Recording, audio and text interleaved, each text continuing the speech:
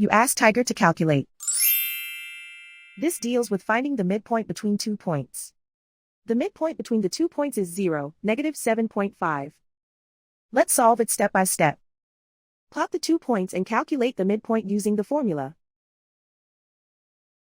The coordinates of point 1 are x1 equals 74, y1 equals 51. The coordinates of point 2 are x2 equals -74, y2 equals -66. PM represents the midpoint of the 2 points.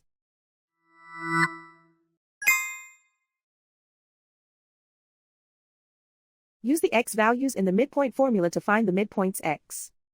x1 equals 74.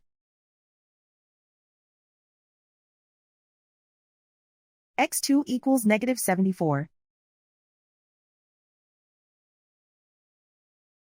Simplify the arithmetic.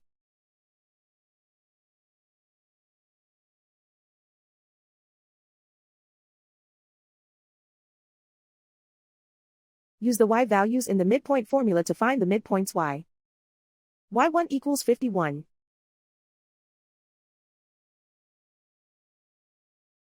y2 equals -66. Simplify the arithmetic.